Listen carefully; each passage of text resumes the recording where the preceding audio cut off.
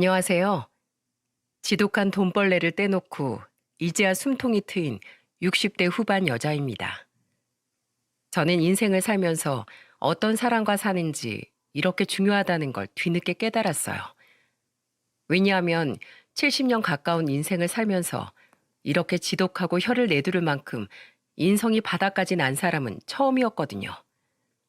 남이면 모른 척하고 뭐 저런 사람이 다 있나 하고 넘어갈 텐데 하필이면 고부관계로 엮이면서 온갖 스트레스를 얻었네요. 다가오는 명절에 다들 준비는 잘하고 계신가요? 저도 명절이 다가와서 그런지 한때 골치 썩게 만든 전 며느리 생각이 나서 이렇게 사연을 써봅니다. 저는 강원도에서 남편과 소박하게 살고 있었어요. 아들 둘에 막내딸까지 키우면서 남편과 욕심 부리지 않고 소소한 행복을 누리면서 행복하게 살았죠. 저희 남편은 친한 사람들은 거의 알만한 구두쇠였습니다. 오죽하면 저도 남편이 사는 동안 돈 아껴서 죽을 때 이고 가려고 저러나 싶었다니까요. 그래도 먹을 거 입을 거 다 아껴가면서 모은 돈으로 자식 셋을 다 대학교 졸업까지 시켜서 시집 장가까지 보냈답니다. 자식들끼리 우애도 좋고 부모 위할 줄도 아는 애들이라서 저와 남편은 자식들 보기만 해도 뿌듯했어요. 이 정도면 저랑 제 남편도 자식 농사 잘했다고 할 수 있지 않겠습니까? 애들이 인성 바르게 잘 자라준 것만으로도 저는 더 바랄 게 없었어요. 저는 제 자식들이 이렇게 좋은 사람으로 잘 컸으니까 분명 좋은 짝을 만날 거라고 믿었습니다. 좋은 사람 곁에는 좋은 사람이 온다는 말도 있지 않습니까? 하지만 큰아들이 뭐에 홀렸는지 정말 제 상식으론 이해할 수 없는 여자를 만났더군요. 자식 중에 가장 먼저 결혼할 사람을 데려왔던 큰아들한테 기대를 많이 했었어요. 다른 병원에서 근무하던 간호사를 동료가 소개시켜줬다고 했습니다. 그때도 처음 집에 왔을 때 싹싹한 예비 며느리를 보면서 사람 참 괜찮다는 생각까지 들었다니까요. 삼남매 다 타지로 보내놓고 적적했는데 오랜만에 집안에 웃음꽃이 가득 폈었네요. 그렇게 상견례도 무사히 끝내고 본격적으로 아들과 예비 며느리가 결혼 준비를 시작했었죠. 그런데 큰아들이 서울에서 일하다 보니까 신혼집도 서울에 구해야만 했어요. 하지만 서울에 집 구하는 게 하늘의 별 따기보다 어려워 보였습니다. 그랬더니 남편이 저한테 진지한 목소리로 묻더군요. 여보, 명호 서울에 신혼집 구할 때 한 3억 정도만 도와주는 거 어때? 당신이 웬일이야? 난 죽을 때 다 이고 가려고 그렇게 모아놓은 줄 알았더니 아니었어? 뭘 또 죽을 때 이고 가? 다 자식들 필요할 때 도와주려고 하는 거지. 남편이 워낙 구두쇠라서 먼저 저런 이야기를 꺼낼 거라고 생각도 못했는데 조금 의외였어요. 그래도 부모 마음 다 똑같은 거 아니겠습니까? 내가 좀 참고 아꼈다가 자식들 필요할 때 손 내밀고 싶은 게 부모 마음인 거죠. 그래서 남편은 큰아들한테 3억을 선뜻 내줬습니다. 그러자 큰아들은 큰돈을 보내준 게 너무 뜻밖이라서 저한테 전화까지 하더니 놀란 목소리로 말하더군요. 아버지가 3억이나 보내주셨어요. 이거 너무 큰 돈인데 너무 감사해요. 그리고 죄송해요. 제가 나중에 꼭 갚을게요. 갚긴 뭘 갚어. 네 아버지가 갚으라고 주셨겠어? 우리 아들 결혼하는데 이 정도는 도와줘야지. 너희들 잘 살면 그걸로 됐어. 너도 자식 낳아봐. 부모 마음이 다 그런 거야. 정말 감사해요. 제가 나중에 꼭 갚을게요. 전 정말 아버지가 이렇게 큰돈 보태주실 줄 몰랐어요. 그래, 네 마음 편한 대로 해라. 큰아들은 처음에 남편이 돈 좀 보태주겠다고 했을 때도 3억이나 해줄 거라고 생각도 못했던 것 같았어요. 아마 큰아들이 당황할 수밖에 없던 이유는 같이 사는 동안 봐온 남편 모습 때문이었던 것 같습니다. 남편은 자식들 키우면서 정말 10원짜리 한 장도 그냥 쓰는 사람이 아니었어요. 애들이 학교 다닐 때도 용돈 한 번 받는 게 정말 힘들었거든요.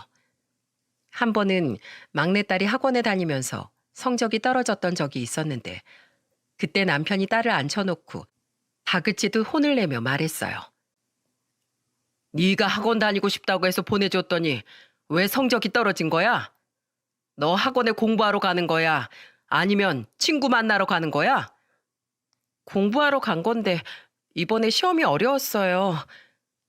너 가르친다고 한 달에 학원비에 교재가까지 얼마나 들어가는지 알아? 다음 시험에 또 떨어지면 그땐 학원 끊을 거야? 네, 열심히 할게요. 그 당시 막내딸이 친구들 다 학원에 다니니까 휩쓸려서 같이 다녔던 적이 있었어요. 공부 열심히 하겠다고 애원까지 하길래 보내놨더니 성적이 떨어지니까 남편이 딸한테 한 소리 했던 거죠.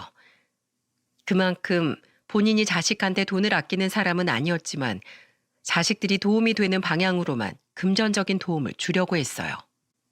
그런 남편을 잘 알고 있긴 했지만 선뜻 큰아들 신혼집 구하는 돈까지 도와줄 거라고 생각도 못 했습니다. 심지어 3억이라는 큰 돈을 도와준 남편은 그저 아들이 잘 살기를 바랬던 거예요. 그때 큰아들과 며느리가 서울에 집을 구하고 저희를 초대까지 했었어요. 며느리가 신혼집이 마음에 들었는지 입이 귀에 걸린 표정으로 말을 하더군요. 어머님, 아버님, 저희 도와주셔서 정말 감사드려요. 이 집 너무 마음에 들어요. 잔뜩 신이 난 표정을 보니까 저도 참 뿌듯했어요. 그런데 옆에 있던 남편이 미안한 목소리로 말했습니다. 고맙긴 뭘. 내가 전부 다 도와주지 못해서 미안하지. 아니에요. 3억이 얼마나 큰 돈인데요. 저희 정말 충분해요. 남편은 전부 도와주지 못해서 미안하다고 했지만 며느리는 고개를 흔들면서 괜찮다고 말했습니다. 그 당시 집이 5억 정도 하는 집이었는데 저희 부부가 3억을 도와주니까 대출을 크게 받지 않아서 다행이긴 했어요. 그래서 저는 남편을 대신해서 며느리한테 말했습니다. 그 3억 우리가 평생 모은 돈이야. 그러니까 잘 살아. 알겠지? 그거 하나 바라고 도와준 거니까 서로 배려하면서 잘 살아야 한다. 네, 어머님, 아버님, 저희 열심히 살겠습니다. 그때 저희를 보면서 고맙다고 하던 며느리 표정이 지금도 눈앞에 선합니다. 어찌나 고마워했으면 남편과 제가 더 못해준 게 미안했을 정도였겠어요. 하지만 이때부터 며느리는 싹이 훤했다는 걸 저희 부부는 몰랐습니다. 사람은 잠깐 겪으면 정말 그 속을 알 수 없더군요. 저희 부부가 처음 며느리의 실체를 알게 된 건 큰아들이 결혼하고 3년 뒤부터였습니다. 3년 만에 큰며느리가 첫 손자를 낳았는데 남편하고 같이 손자를 보러 서울로 갔었어요. 요즘은 며느리들이 손주를 낳으면 수고했다고 용돈을 준다고 하길래 저와 남편도 며느리 줄 용돈을 챙겨갔죠. 산후조리원을 나온 며느리가 집에서 아들과 같이 손주를 보고 있었어요. 아무래도 집안의 첫 손주다 보니까 남편이 가장 기뻐했습니다. 손주를 보자마자 남편은 품에 안아보면서 말했어요. 아이고, 우리 손자.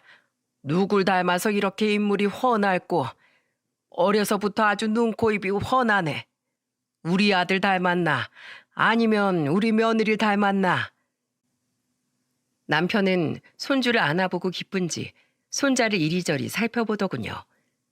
정말 눈에 넣어도 안 아플 친손자 모습에 저까지 흐뭇했어요. 그런데 갑자기 며느리가 산통을 깨는 소리를 한마디 던지는 겁니다. 아버님, 당연히 저 닮았죠. 솔직히 남편 이목구비가 봐줄 만한 이목구비는 아니잖아요. 얼굴은 그래도 제가 더 봐줄만 하잖아요. 남편 친구들도 다 제가 아깝다고 한다니까요. 며느리의 말에 저는 입이 딱 벌어졌어요. 며느리가 이쁘장한 얼굴이긴 했는데 이렇게 시부모 앞에 두고 노골적으로 말할 거라고 상상도 못했습니다. 그리고 제 아들이라서 하는 소리가 아니라 큰아들이 못 봐줄 정도로 못생긴 얼굴도 아니었어요. 꼭 꽃미남이어야 잘생긴 겁니까? 제 아들도 충분히 호감상 얼굴인데 며느리가 말을 저렇게 하니까 괜히 기분이 언짢았어요. 그래도 이제 막 산후조리원 나온 며느리한테 뭐라 할 수 없으니까 그냥 그러려니 넘겼죠. 그때 어색해진 분위기를 풀어보려고 남편이 며느리한테 봉투를 건네면서 말했습니다. 자, 애 낳느라 고생했을 텐데 이거 받아라. 아버님, 설마 저 용돈 주시는 거예요? 그래, 수고 많았다. 출산하는 게 보통 일이 아닌데 수고 많이 했다. 정말 감사합니다. 며느리는 봉투를 받자마자 열어서 얼마인지 확인을 해보려고 했어요. 그런 며느리 행동을 보고 저는 당황스러웠죠. 보통 어른이 봉투 내밀면 나중에 몰래 확인하지 않습니까? 그런데 며느리는 봉투를 받자마자 대놓고 얼마인지 손가락으로 숫자까지 세더군요. 그러더니 며느리가 봉투에 30만 원이 들어있는 걸 확인하더니 표정이 싹 변하면서 투정을 부리듯 말하더군요. 아버님, 다른 집은 출산하면 적어도 100만 원 이상은 준다고 하는데 고작 30만 원 주시는 거예요? 이 집 첫 손자를 낳았는데 30만 원은 너무 적은 것 같은데요. 지금 30만 원이 부족하다는 거냐? 그렇잖아요. 요새 물가가 얼만데 30만 원 누구 거에 붙여요. 그렇게 안 받는데 아버님 손이 작으시네요. 전 손자 낳았으니까 아버님이 명품 기저귀 가방은 사주실 줄 알았어요. 며느리는 뭐가 그렇게 억울한지 투덜거리면서 별소리를 다 하는 겁니다. 너무 황당해서 말문이 턱 막혔는데 아들이 며느리한테 호통을 치면서 말하더군요. 당신 지금 뭐 하는 거야? 우리 아버지가 그래도 당신 생각해서 주신 건데 왜 쓸데없는 소리를 해? 아니, 산후조리원에서 만난 엄마들끼리 연락하다 보면 다 시댁에서 명품 기저귀 가방 받았다는 둥, 차를 뽑아주셨다는 둥, 다 시댁 자랑하기 바쁜데 난 뭐라고 말해? 30만 원 받았다고 해? 그 사람들 자랑하려고 만나? 그것도 못 받은 사람들이 있을 거 아니야. 그리고 이 집도 아버지가 주신 돈으로 이만큼 살고 있는 거 잊었어? 당장 아버지한테 사과드려. 아들은 며느리한테 화가 났는지 크게 호통을 쳤습니다. 그러자 며느리는 기가 죽은 목소리로 남편한테 사과를 하더군요. 아버님, 제가 말실수한 것 같아요. 죄송해요. 못 들은 걸로 해주세요. 이미 뱉은 말을 어떻게 못 들은 걸로 해? 이제 애도 낳고 부모가 됐으면 말 한마디를 더 신경 써야지. 네, 죄송합니다. 저는 처음 보는 며느리의 모습에 정말 당황스러웠어요. 지난 3년을 지켜보면서 며느리가 돈을 좋아하는구나 느끼긴 했습니다. 그런데 뭐 세상에 돈 싫어하는 사람 있겠나요? 그래서 며느리도 평범한 사람들과 비슷한 수준이라고 생각했어요. 그런데 직접 겪어보니까 며느리는 좀 심하다는 생각이 들더군요. 그 무렵 둘째 아들이 결혼하면서 둘째 며느리가 생겼는데 정말 큰 며느리랑은 정반대였죠. 솔직히 큰아들 결혼 당시엔 큰며느리가 모은 돈이 없어서 남편이 도와주지 않으면 안 될 상황이라 도와줬던 것도 있었죠. 그런데 둘째네는 둘째 며느리가 돈도 착실하게 모았더군요. 그때 남편이 둘째 아들 불러서 도와줘야 될 상황이냐고 물어보니까 둘째 아들은 단호하게 말했습니다. 저희는 괜찮아요. 둘이 모은 돈에다가 대출 좀 받으면 충분할 것 같아요. 그리고 저희는 경기도라 충분하고요. 그러냐? 그래도 둘째 며느리 될 애가 돈을 꽤 모았나 보구나. 아마 아버지가 제일 마음에 들어 하실걸요? 꼭 아버지처럼 알뜰살뜰 돈 아낄 줄 아는 사람이에요. 돈도 모아본 사람이 모은다고 둘째 며느리는 정말 결혼하고도 알뜰살뜰, 살림도 야무지게 잘했습니다. 그래서 저와 남편이 보기에도 참 알차게 잘 살던 자식이었습니다. 그런데 집안에 둘 있는 며느리가 가장 비교된 순간은 손자들이 크면서부터였어요. 저도 처음엔 며느리들 비교하고 싶지 않았습니다. 하지만 집안의 식구들이 전부 모이면 정말 눈에 띄게 비교될 수밖에 없었습니다. 그때 새해라 온 가족이 모였었는데 그때 큰 손자가 3살, 둘째 며느리 손자는 이제 돌이 지났을 때였죠. 남편은 새해 오랜만에 본 손자들을 보면서 돈을 꺼내들면서 말했습니다. 아이고, 우리 손자들 얼마나 컸는지 볼까? 우리 큰 손자 발이 부쩍 컸네. 자, 용돈. 그래서 남편이 용돈으로 5만 원을 줬습니다. 그리고 둘째 손자를 보면서 남편은 신난 목소리로 말했습니다. 아이고, 우리 애기는 언제 클고. 자, 이거 잘 가지고 있다가 더 크면 깎아 사 먹어라. 이제 겨우 돌이 지나서 걸음마도 겨우 시작하는 둘째 손자한테 5만 원을 주면서 말했어요. 온 가족이 흐뭇하게 웃으면서 아이들을 보는 순간 갑자기 큰며느리가 산통을 깨면서 소리쳤습니다. 아버님, 왜 애들 용돈을 똑같이 주세요? 손자들 똑같이 용돈 주는 게 왜? 뭐가 문제 있니? 우리 아들이 2살이나 더 많은데 당연히 장남 손자한테 5만 원 더 주셔야죠. 이렇게 똑같이 주실 거면 왜 용돈을 주세요? 당연히 차별되게 주셔야죠. 둘 다 내 손주들인데 왜 차별을 해? 너야말로 그 생각부터 고쳐. 아버님 왜 화를 내세요? 다른 집안들은 다 장남한테 더 못 챙겨줘서 안타까워하는데 왜 아버님은 맨날 공평하게 나눠주려고만 하시냐고요? 난 그런 거 없어. 지금이 어느 시대인데 장남을 따져? 나한텐 다 같은 자식이고 다 소중한 내 자식들이야. 난 차별 없이 우리 손주들 예뻐할 거야. 그러니까 더 이상 나한테 장남이 어쩌고 저쩌고 하지 마. 아, 왜 좋은 날 그런 얘기를 해서 분위기를 망쳐? 꼭 그렇게 매년 초를 쳐야겠어? 그럴 거면 오지 말어. 남편은 그동안 쌓인 게 폭발한 듯 며느리한테 소리를 질렀어요. 남편 말처럼 큰며느리는 집에만 오면 사고뭉치였거든요. 이런 식으로 큰며느리가 분위기를 망치면 둘째 며느리가 나서서 수습하기 바빴습니다. 둘째 며느리는 노발대발 화를 내는 남편을 진정시키면서 말했어요. 아버님, 저희 애는 아직 어려서 5만 원이 뭔지도 몰라요. 그러니까 큰 손자 더 챙겨주세요. 아니다, 됐다. 손주들 똑같이 줄 거야. 새해잖아요. 저희 애는 나중에 크면 주세요. 기분 푸시고 나중에 챙겨주세요. 둘째 며느리는 그 순간 남편이 둘째 손자 주머니에 넣어준 돈을 꺼내 큰 손자한테 주더군요. 그만큼 둘째 며느린 현명하고 상황 판단이 빨랐습니다. 그리고 집안에 분란이 일어나면 늘 나서서 상황을 정리하던 역할이었어요. 그야말로 맏며느린 문제하고 둘째 며느린 해결사였답니다. 이렇게 극명하게 다른 두 며느리를 보면서 비교를 안 할 수 있겠습니까? 오죽하면 제 딸도 큰 며느리를 보면서 불평 섞인 말들을 하더라고요. 엄마, 아빠한테 큰오빠 새언니한텐 돈 주지 말라고 해. 난 진짜 저 언니처럼 돈 좋아하는 사람 태어나서 처음 봤어. 한두 번도 아니고 모일 때마다 왜 저러는 거야? 한 번만 더 엄마 아빠한테 말 함부로 하면 내가 진짜 가만히 안 있을 거야.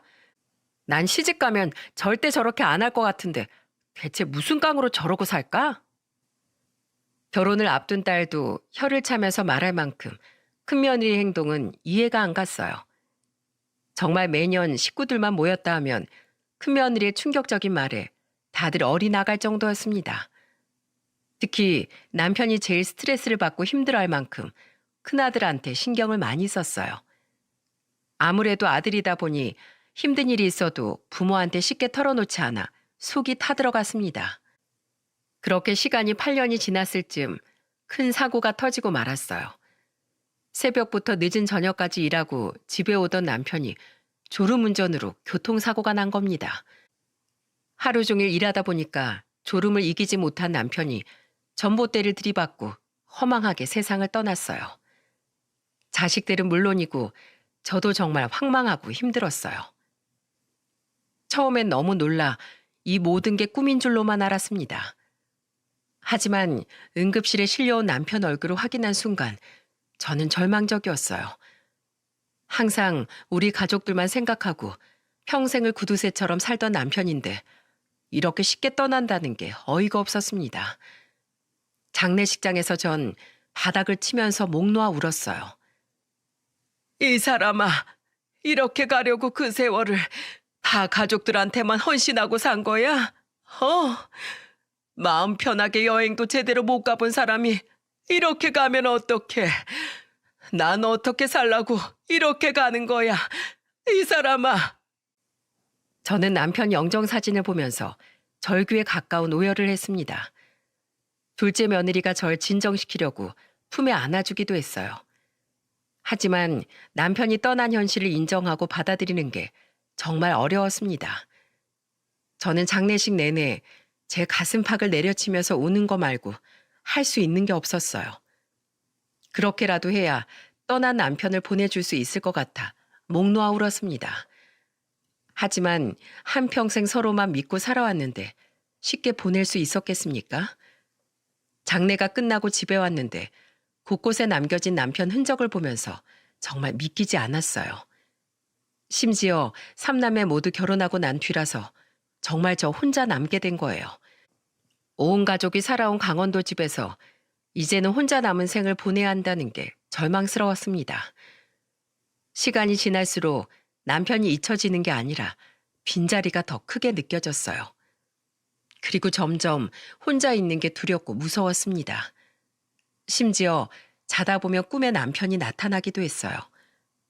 꿈에 나타난 남편은 사고 당일 출근하는 모습으로 나왔죠. 저는 사고가 나던 날 입었던 옷을 그대로 입은 채 꿈에 나온 남편을 붙들고 애원하면서 말했습니다. 여보, 지금 출근하면 당신 죽어. 오늘은 출근하지 마. 가지 마. 가지 말라고. 남편은 마치 현실처럼 꿈속에 나타나 출근 준비를 하고 있었어요.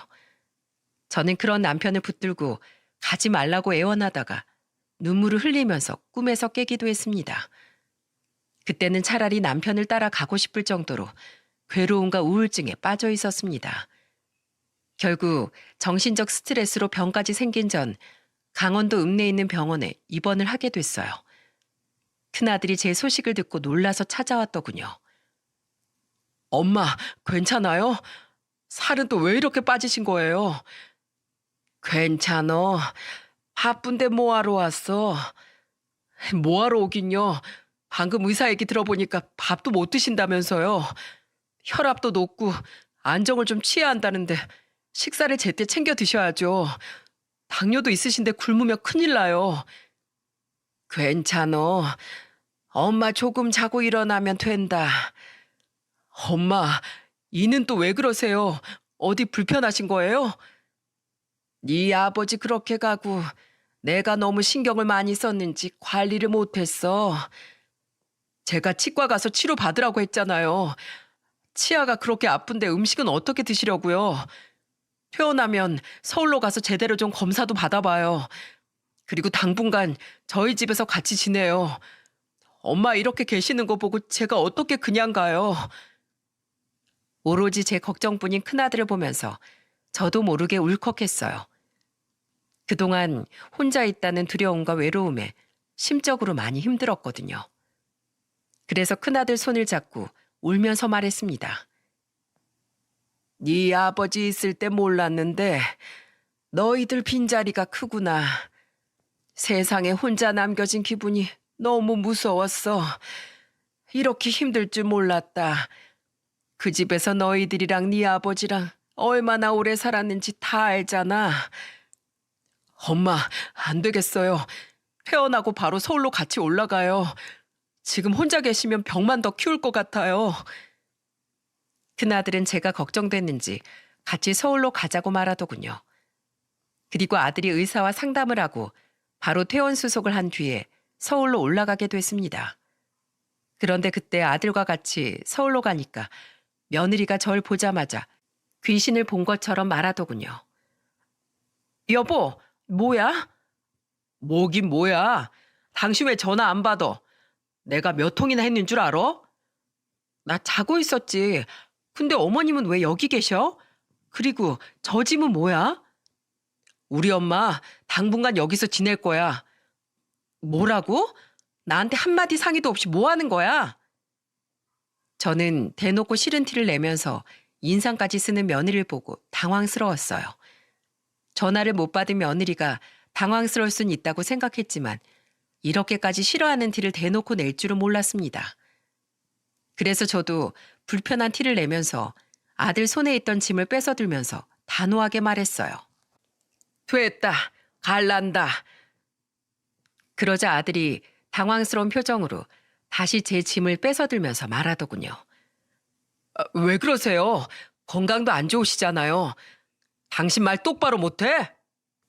그게 아니라 나도 놀라서 말이 막 나온 거지. 어머님, 빨리 오해하지 마시고 들어오세요. 제가 당황해서 그래요. 아들이 화를 내니까 며느리가 꼬리를 내리면서 제 짐을 받아들고 집 안으로 들어가더군요. 결국 시작부터 엇박자였던 불편한 동거가 시작된 겁니다. 저는 며느리가 짐까지 받아들면서 들어가니까 저도 따라 들어갔어요. 신발을 벗고 거실로 가려는데 저는 발바닥에 무언가 밟히는 느낌이 들었습니다. 그래서 바닥을 봤더니 온통 바닥에 과자 부스러기 천지인 거예요. 제가 놀란 표정으로 바닥을 보자 며느리는 당황한 표정으로 말하더군요. 아, 제가 요새 바빠서 청소를 못했어요. 맞벌이 부부 집안이 다 그렇죠.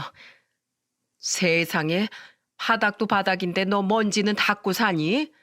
이거 지금 선반에 먼지 쌓인 것 좀 봐.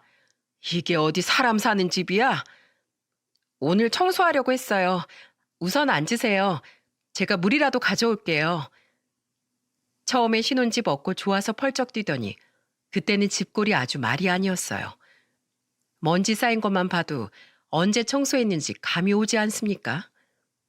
그런데 그때 아들 집을 보니까 딱 봐도 눈에 보이는 물건만 치우고 살았던 게 보였어요. 심지어 며느리가 물을 떠다 줬는데 저는 물을 마시려다가 컵 상태를 보고 깜짝 놀랐습니다. 입을 대고 마시기도 찝찝하게 컵 입구에 립스틱 자국이 그대로 남아있더군요. 그래서 저는 컵을 다시 며느리한테 주면서 말했습니다. 너 여기 유리컵에 립스틱 자국 안 보여? 세상에 이걸 설거지라고 한 거야? 이게 뭐예요? 네가 알지? 내가 알아? 넌 설거지를 어떻게 하는 거야? 그냥 물 잠깐 마신 거니까 한번 헹궈서 올려둔 건데 립스틱 자국이 남을 줄 몰랐어요. 뭐야? 아휴, 넌 대체 집안 살림을 어떻게 하고 사는 거야? 정말 그때 그 컵을 보자마자 그동안 아들이 어떻게 살았을지 눈에 훤했어요. 그런데 평소 같으면 제가 한마디 하면 아주 난리가 났는데 그때는 웬일로 말을 잘 듣더군요. 그래서 왜 그런가 했더니 아들이 절 따로 불러서 조심스럽게 말했습니다. 저 사실 몇 달 전에 이혼 서류까지 접수했었어요. 아내가 다시 잘해보겠다고 해서 지금 살고는 있는데 당분간은 좀 지켜봐 주세요. 뭐야? 이혼은 또 무슨 소리야? 나중에 엄마 좀 괜찮아지면 말해드릴게요. 지금은 그냥 엄마도 쉬시면서 저 사람 잘 지켜봐 주세요. 아들이 긴 말하지 않았지만 뭐가 문제였을지 저는 아들 집에 도착하자마자 감이 왔습니다. 집 청소는 제대로 안 하던 며느리가 유일하게 청소하던 게 뭐였는 줄 아십니까? 바로 명품 가방이 모여있던 안방 옷장이었어요. 아주 금송아지를 모셔둔 듯 먼지 하나까지 닦아내는 걸 보고 기가 막혔네요. 그런데 더 큰 문제는 그렇게 자기 명품 가방은 목숨처럼 아끼면서 자기 자식은 뒷전이었다는 겁니다. 저는 손자가 학교 끝나고 집에 왔는데 밥을 차려주려고 보니까 밥통이 텅 빈 걸 보고 깜짝 놀랐어요. 그러자 손자는 익숙하다는 듯이 말하더군요. 원래 밥통에 밥 없어요. 엄마가 두고 간 돈으로 편의점 가서 라면이나 김밥 사 먹었어요. 아니, 네가 왜 편의점에서 라면을 사 먹어? 기다려봐. 혜미가 밥 해줄게. 저는 손자한테 맛있는 한 끼를 해주려고 냉장고를 열었는데 정말 가관이었습니다. 대체 뭘 먹고 사는 건지 냉장고에 김치밖에 없는 겁니다. 그래서 저는 밥을 새로 해서 손자한테 김치볶음밥을 해줬어요. 제가 밥을 해주자 허겁지겁 먹는 모습을 보고 괜히 짠하더라고요. 멀쩡하게 부모 다 있는 손자가 왜 이러고 사는지 마음이 참 안 좋더군요. 그래도 저는 며느리한테 이게 뭐냐고 잔소리하지 않으려고 했어요. 맞벌이 부부니까 힘들어서 그럴 수 있다고 생각하려고 했죠. 하지만 그날 저녁 술에 잔뜩 취해서 들어온 며느리를 보고 잔소리를 안 할 수가 없었어요. 시청자 여러분들은 어린 손자는 잘 먹지도 못하고 있는데 술에 취해서 들어오는 며느리를 가만 보고 있을 수 있으셨겠습니까? 저는 참을 수가 없어서 며느리를 보자마자 소리쳤어요. 너 지금 뭐 하는 거야? 어디서 술을 잔뜩 마시고 들어와? 네 새낀 굶거나 말거나 상관도 없다는 거냐? 요즘 초등학교 입학하면 다 알아서 해요. 초등학교 들어갔으면 다 큰 거죠. 뭐? 네가 그러고도 엄마야? 어딜 술에 취해서 술주정이야? 제가 제 돈으로 술 먹겠다는데 왜 어머님이 잔소리세요? 정말 지금까지도 생각날 만큼 며느리의 아나무인 태도에 저는 어이가 없었습니다. 그때 야근하고 퇴근하고 온 아들이 며느리를 보고 놀라서 소리쳤어요. 또 술 마셨어? 내가 우리 엄마 있을 때만 참으라고 부탁했잖아. 그걸 못 참아서 또 마신 거야? 내가 왜 참아? 내 집인데. 입 다물고 제발 들어가. 엄마 죄송해요. 제가 이 사람 정리할 테니까 먼저 주무세요. 내일 병원 가셔야죠. 아들은 술 취한 며느리를 데리고 안방으로 갔어요. 정말 저는 황당하고 기가 막혀서 정말로 속이 갑갑했습니다. 그제야 저는 아들이 왜 며느리와 이혼 문턱까지 갔는지 이해가 갔습니다. 그리고 다음날 아들은 저와 같이 이것저것 검사를 받으러 미리 예약한 병원으로 갔습니다. 저는 아들이 속상할까봐 자세히 묻지 않았어요. 저를 위해서 연차까지 내고 같이 가준 아들한테 고마웠죠. 여러 병원에 다니면서 검사를 받고 저는 치과까지 다녀왔는데 임플란트를 5개나 해야 하는 상황이었어요. 3개만 하면 될 줄 알았는데 안에 썩은 게 많아서 늘어났던 겁니다. 저는 병원을 나오면서 아들한테 말했죠. 명호야, 나 임플란트 3개만 해도 괜찮어. 내가 먹으면 뭐 얼마나 먹는다고 그래? 하는 김에 다 하세요. 그럴수록 더 미리 고쳐야 음식 잘 챙겨 드시죠. 내가 미안해서 그렇지. 벌써 날짜도 다 잡았어요. 그냥 치료 받으세요. 저 결혼할 때 엄마랑 아버지가 도와주신 거 잊으셨어요? 이거 아무것도 아니에요. 아, 곧 엄마 생신이잖아요. 제가 옷 한 벌 사드릴게요. 얼른 가요. 한참 멀었는데 벌써 뭘 사? 에이, 계절 바뀌는 김에 사는 거죠. 가요. 얼른 가요. 돈 걱정하는 저를 안심시키면서 아들은 제 옷까지 사주더군요. 남편 떠나고 처음 맞이하는 생일에 저는 그래도 아들이 있어서 든든했습니다. 그렇게 아들 덕분에 전 검사도 받고 심신의 안정을 되찾아갔어요. 그리고 임플란트까지 하고 제가 정말 호사를 누렸네요. 하지만 이런 든든함도 잠시였습니다. 제가 치료를 받고 서울에 지내는 2달 동안 며느리랑 얼마나 힘들었는지 아십니까? 아들이 준 옷을 걸어두니까 며느리가 톡 쏘아대면서 말하더군요. 어머님, 설마 이것도 남편이 산 거예요? 왜? 아들이 엄마한테 이런 것도 못 해주냐? 어머님 오시고 생활비도 많이 올랐는데 옷까지 사주면 대체 저희는 뭘로 살아요? 너 지금 나 눈치 주는 거냐? 어? 네가 어떻게 나한테 그럴 수가 있어? 저는 며느리가 하는 말이 가슴에 비수처럼 꽂혔어요. 돈 줄 때는 우리 시어머니고 아파지니까 완전히 선을 긋더군요. 그래서 저는 서러움에 노발대발 화를 냈죠. 그러자 아들이 큰 소리를 듣고 들어와 상황을 보더니 며느리를 다그치면서 소리쳤습니다. 당신 대체 어디가 밑바닥인 거야? 어? 정말 이혼하고 싶어서 이러는 거야? 아니 그게 아니라 난 돈 때문에 그렇지. 당신이 술값만 아껴도 우리 생활비 모자랄 일 없어. 알기나 해?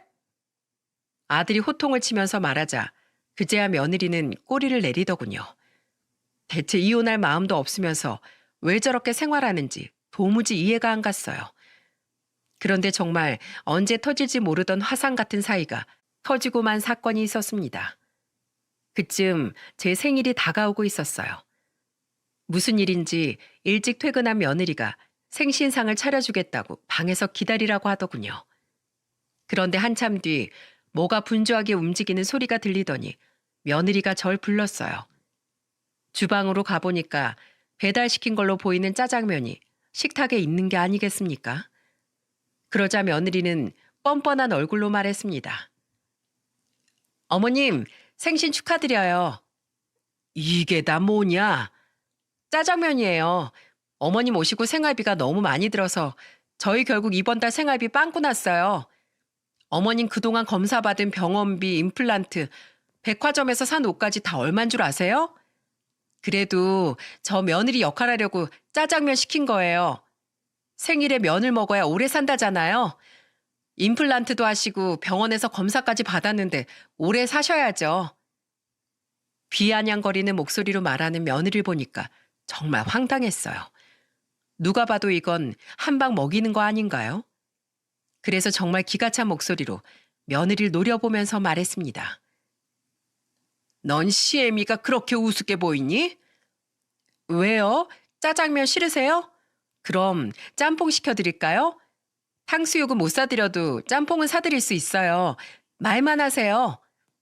야, 너 계속 말장난 할 거야? 말장난이 아닌데요. 솔직히 어머님 같이 사는 거 좀 불편해요. 제 입장은 생각해 보셨어요? 네가 불편했다고? 지나가는 개가 웃겠다. 됐다 됐어. 내가 내려가련다. 어머님, 그러면 그동안 남편이 어머님한테 쓴 카드값 주고 가세요. 뭐? 뭘 줘? 이거 보시고 돈 주고 가시라고요. 요즘 세상에 자식들 피 빨아 먹으려는 부모가 어딨어요? 그러니까 깔끔하게 돈 주고 가세요. 저희도 맞벌이 힘들어요. 이러면 밑 빠진 독에 물 붓기인데 줄 건 주고 가셔야죠. 저는 며느리가 준 카드 내역서를 받았습니다. 총 1,500만 원이 적힌 금액이었어요. 저는 순간 눈이 돌아서 아들한테 전화를 했습니다. 그리고 아들한테 소리치면서 말했어요. 너 빨리 튀어와. 내가 내 생일에 짜장면을 먹어야겠어? 짜장면이요? 그게 무슨 소리예요, 엄마? 오늘 내가 소고기 사놓으라고 말했는데 벌써 짜장면을 시켰다고요? 그래. 네 마누라가 무슨 짓을 했나? 네가 직접 와서 봐. 저는 전화를 끊자마자 너무 화가 났어요. 알고 보니까 아들은 며느리한테 소고기에 케이크를 준비하라고 했는데 며느리가 그걸 다 무시하고 나 한번 골탕 먹이자고 이런 짓을 한 겁니다. 그 순간에 며느리는 뭐가 그렇게 억울한지 씩씩거리고 있더라고요. 그러자 잠시 뒤 집에 온 아들이 주방 식탁에 있는 짜장면을 보고 소리쳤어요. 당신 이게 뭐야?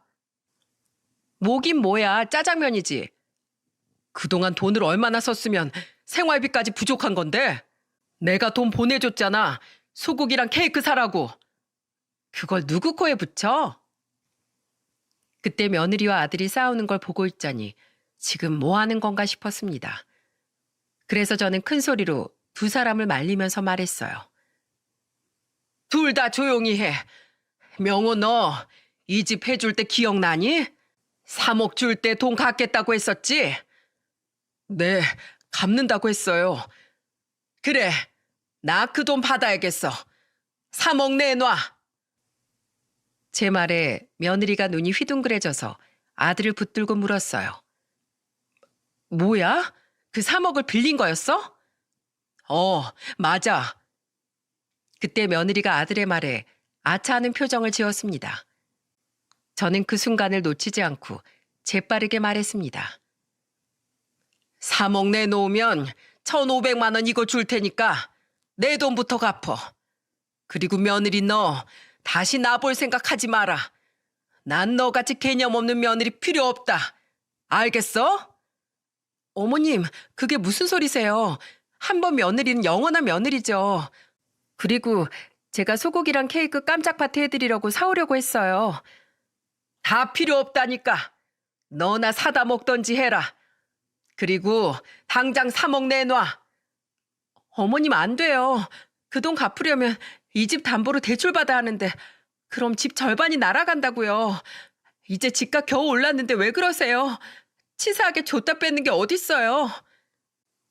며느리가 저한테 매달리면서 말하자 아들은 며느리를 떼어내면서 소리쳤습니다. 뺐다니 빌려줬다니까? 당신이 똑바로 했으면 엄마가 이렇게까지 하셨겠어? 그리고 당신이 여기 시집 올 때 제대로 해온 거라도 있어? 뭘 잘했다고 큰 소리야? 당신은 왜 맨날 나한테만 그래? 다 같이 살자고 이러는 거잖아. 저는 아들과 며느리가 싸우는 소리가 지긋지긋해서 제 방으로 가버렸어요. 그리고 다음 날 첫 차를 타고 떠날 작정으로 짐을 챙겼죠. 아들은 그날 며느리와 아주 밤새도록 싸우다 잠잠해졌습니다. 이런 환경에서 자랐을 손자 생각에 가슴이 미어졌습니다. 큰아들 사는 꼴이 답답해서 저는 첫 차로 내려갔어요. 그리고 내려가는 길에 아들한테 문자를 남겼습니다. 어제 화가 나서 홧김에 한 소리야. 그 돈 주지 마. 그런데 문자를 보내자 아들한테서 바로 전화가 오더군요. 엄마, 내려가신 거예요? 그래, 답답해서 내가 살 수가 없다. 못난 모습 보여서 죄송해요. 내려가서 쉬고 계세요. 제가 그 돈은 꼭 드릴게요. 됐다, 됐어. 필요 없다. 다 생각이 있어요. 그러니까 잠시 기다려주세요. 아들은 의미심장한 말을 끝으로 전화를 끊었습니다. 저는 시골로 내려온 뒤로도 한동안 마음이 불편했어요. 그런데 한 일주일쯤 지났을까 아들한테 3억이 입금된 겁니다. 저는 깜짝 놀라서 아들한테 전화를 걸었어요. 그러자 아들이 단호한 목소리로 말하더군요. 엄마, 그 돈 가지고 계세요. 노후자금 쓰셔야죠. 저 그 사람이랑 이혼하려고 이혼 소송 중이에요. 끝까지 버티는데 이번엔 꼭 이혼할 거예요. 아들 목소리를 들어보니까 정말 굳게 다짐한 것 같았습니다. 그래서 저는 다 정리되면 한번 내려오라고 말하고 끊었어요. 그런데 저희 집에 뜻밖의 손님이 찾아온 겁니다. 바로 큰며느리였어요. 저는 보자마자 날이 서 목소리로 말했습니다. 왜 왔냐? 3억 받으러 왔냐? 아니요. 저 이제 돈 필요 없어요, 어머님. 어머님, 저 남편이랑 다시 잘해보고 싶어요. 제발 그이 좀 알려주세요. 지금 저랑 이혼하겠다고 난리예요. 뭐라고? 너 웃긴다. 사이를 다시 돌려? 니들 8년 동안 살면서 몇 번씩이나 이혼하려고 했다면서 그러면서 왜 이제 와서 이러는 건데? 깔끔하게 갈라서 지금 우리 아들 서울에서 변호사까지 선임했대. 그 정도면 끝장난 거야. 나도 내 아들 고집 못 막어. 네? 변호사요? 그걸 말려주셨어야죠. 장남 이혼남 만들고 싶어서 작정하셨어요? 지금 너 장난해? 내가 널 이혼시켰어? 어디라고 여길 와서 그딴 소리야? 내가 너 1,500만 원 나한테 청구할 때부터 제정신 아닌 건 알았는데 이 정도일 줄은 몰랐다. 어? 가서 다 정리해. 애걸복걸하면서 매달리는 며느리를 겨우 떼어내서 문 밖으로 쫓아냈습니다. 알고 보니까 아들이 저한테 3억 보낸 걸 알고 둘이 크게 싸웠던 모양이에요. 며느린 그렇게 싸워도 또 화해하고 애 때문이라도 살 줄 알았던 겁니다. 그야말로 며느리한테 손자는 방패였던 거죠. 엄마라는 사람이 애를 무기로 할 짓입니까? 심지어 그동안 살면서 며느리는 술 먹고 제 아들한테 폭력을 휘두르기도 했다는 겁니다. 그러니 큰아들이 참다 못해서 변호사까지 선임해서 이혼 소송을 시작했던 거예요. 맨날 돈 타령하는 통에 안 그래도 노이로제 권리판에 저한테 1,500을 요구했다는 소리에 아들은 그때 마음을 먹었다고 했어요. 그리고 이혼하면서 재산 분할 때 3억도 분할 금액으로 포함될까 봐 저한테 미리 줬던 겁니다. 그동안 성격 차이가 심했지만 아들은 끝까지 가정을 지키려고 참아오다가 고쳐지지 않는 며느리의 술버릇과 돈 타령에 질릴 대로 질려버렸던 거죠. 그런데 며느리는 저 때문에 자기가 이혼하는 줄 알고 저를 설득하려고 강원도까지 왔던 겁니다. 정말 자기 잘못은 눈꽃만큼도 모르는 여자였어요. 내로남불이라는 말 있죠? 본인이 쓰는 돈은 당연하고 아들이 쓰는 돈은 용납이 안 됐던 겁니다. 그래서 저는 그때 며느리를 쫓아내면서 아주 한 끼도 안 먹이고 그대로 보내버렸어요. 그렇게 별 소득 없이 서울로 굶은 채 돌아간 며느리는 결국 이혼 절차를 밟게 됐습니다. 그런데 불똥이 저한테 튀면서 며느리가 저한테 전화해서 애원을 하는 거예요. 어머님, 제가 잘못했어요. 반성문이라도 쓰고 손이라도 들게요. 그러니까 제발 저 재결합하게 도와주세요. 재결합 같은 소리 하고 있네. 깨진 그릇 다시 붙이는 거 아니야. 인연이 여기까지인 거니까 더 이상 전화하지 마. 저는 며느리 전화를 아예 차단해버렸습니다. 그리고 한동안 정말 집 근처로 찾아올까봐 문 앞에 빗자루까지 준비해놨어요.